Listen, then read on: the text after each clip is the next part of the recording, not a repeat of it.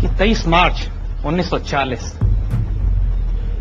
یہ وہ دن تھا کہ جس دن خدا نے خود اپنے بندوں سے پوچھا تھا کہ بتا تیری رضا کیا ہے.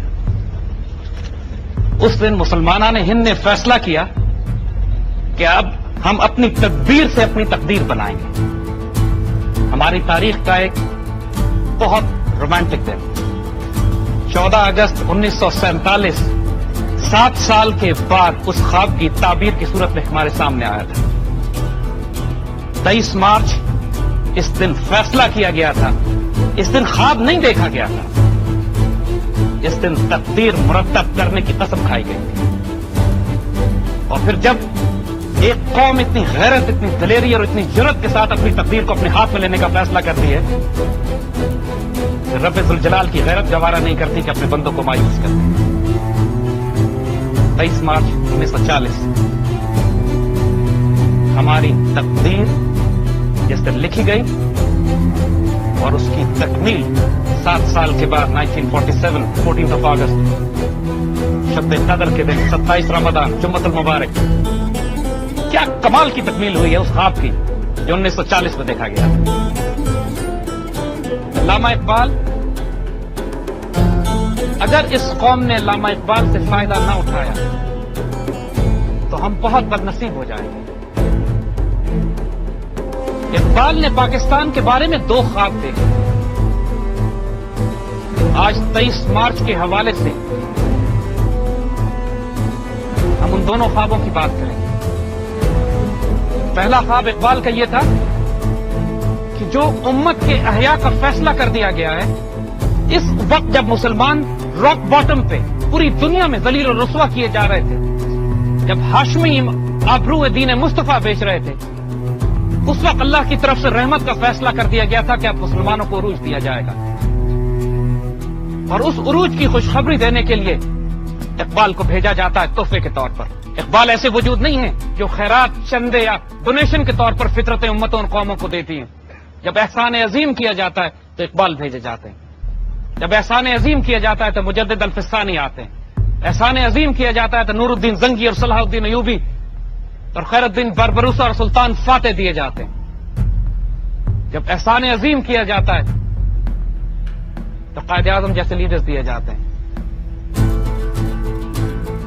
اقبال کا دوسرا خواب جو کہ خواب نہیں آنے والے دور کی تصویر تھی کہ یہ پاکستان جو اللہ کے حکم سے ایک مرکز بنایا جا رہا ہے امت مسلمہ کو احیاء کے لیے, اس کو زندہ کرنے کے لیے, اس کو بیدار کرنے کے لیے اور اس مرکز کو حاصل کرنے کے لیے ایک ہو مسلم حرم کی پاسبانی کے لیے نیل کے ساحل سے لے کر تابا خاک کاشغر یونائیٹڈ اسٹیٹس آف اسلام, اس خواب کی تکمیل کے لیے خطہ زمین ایک مدینہ ثانی, ایک دوسرا مدینہ, یہ پاکستان ہوگا. اور جو غیر معمولی روحانی مماثلت مدینہ کے ساتھ پاکستان کی ہے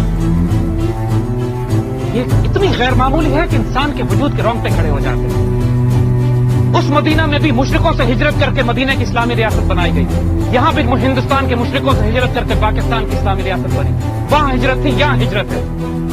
وہاں پر مکے کے مشرقوں اور مدینہ کے مسلمانوں کے درمیان پیدر پہ جھڑپیں ہوتی رہی حتیٰ کہ فیصلہ کن فتح مکہ کی باری آئی. وہاں بھی خیبر کے یہودی مکہ کے مشرقوں کے ساتھ مل کر مدینہ کی ریاست تباہ کرنے کی کوشش میں لگے رہے. یہاں بھی اسرائیل کے یہودی ہندوستان کے مشرقوں کے ساتھ مل کر اس مدینہ ثانی کو تباہ کرنے کی کوشش کرتے رہتے ہیں. اور جو چیز ہونی باقی رہ گئی ہے وہ اس پاکستان کا دوبارہ فتح مکہ کرنا ہے. انشاءاللہ وہ بھی ہوگا. یہ ایک ایسی غیر معمولی تقدیر ہے, ایک ایسی غیر معمولی تاریخ ہے کہ اقبال نے ہمیں انوائٹ کیا کہ اس کا حصہ بن جائے. اس تقدیر نے تو ہونا ہے, اس پاکستان میں تو بننا تھا. اس بات کے باوجود کہ کوئی ہسٹوریکل وجہ نہیں تھی کہ پاکستان بن سکے, ناممکنات میں سے تھا. نہ کوئی لیڈر ہے, نہ کوئی قوم ہے, نہ کوئی آئیڈیالوجی, نہ کوئی طاقت, نہ پولیٹیکل, نہ اکنامک, نہ ملٹری. 30 میں خواب دیکھا, 40 میں اس خواب کو لکھ دیا گیا کہ اب یہ ہوگا. 47 میں تعبیر آ گئی. ہمیں نقصانات ہوئے لیکن فکر نہ کیجیے گا. آج اس 23 مارچ کے حوالے سے ہم پھر یہ بات کرتے ہیں جنہوں نے پاکستان بنایا تھا ایک جنون اور ایک عشق کے ساتھ بنایا تھا تو ان کو وہ راز معلوم ہو گیا تھا, اس قیادت کو وہ راز معلوم ہو گیا تھا, اس قائد اعظم کو وہ راز معلوم ہو گیا تھا کہ وہ خوش نصیب ہوں گے وہ افراد جن کو اللہ تعالیٰ اپنا انسٹرومنٹ بنا کے اپنی تقدیر کی تکمیل کے لیے استعمال کر لے. بد نصیب ہوں گے وہ لوگ جو اس پاکستان کے بننے میں رکاوٹ ڈالیں گے. خوش نصیب ہوں گے وہ لوگ جو اس پاکستان کی حفاظت میں اس کے عزت اور آبرو کو بچانے میں اپنا جان مال عزت آبرو اور روپیہ خرچ کریں گے. بد نصیب ہوں گے وہ لوگ جو اس پاکستان کو نقصان پہنچائیں گے. آج کوئی نماز روزہ حج اور زکوٰۃ کام نہیں آئے گا اگر اس پاکستان سے خیانت کی تو. اشفاق احمد صاحب مرحوم فرماتے ہیں کہ یہ پاکستان تو صالح علیہ السلام کی اونٹنی کی طرح معجزے سے بنا تھا, معجزے سے قائم ہے اور اللہ کی نشانی کے طور پر ہے. اور جو اس کو نقصان پہنچائے گا اللہ کے عذاب میں آئے گا. اور تاریخ گواہ ہے کہ جس نے اس پاکستان سے خیانت کی اللہ نے دو جہانوں میں اس کو رسوا کیا. اس امانت کی حفاظت کیجیے گا. آج اس 23 مارچ کے حوالے سے ہمیں ایک نئے عہد کی تجدید کرنی ہے. ہم نے دوبارہ اللہ سے یہ وعدہ کرنا ہے کہ جو وعدہ ہم پاکستان بننے کے بعد بھول بیٹھے تھے آج اس کی تجدید اور تکمیل کا وقت آ پہنچا ہے. آج پھر اسی عشق اور جنون کی ضرورت ہے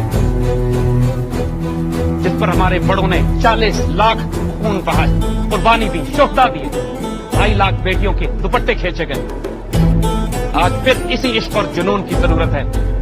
اللہ اس کو عزت دے جو اس پاکستان کو عزت دیتا ہے. اللہ اس کو رسوا کرے جو اس پاکستان کو تکلیف دیتا ہے اور اس پاکستان کو نقصان پہنچاتا ہے. اللہ اس کا حامی و ناصر ہے. آپ اس کا حامی و ناصر بنے, اللہ آپ کا حامی و ناصر ہوگا. پاکستان انشاءاللہ قائم رہنے کے لیے بنا ہے اور قائم ہے.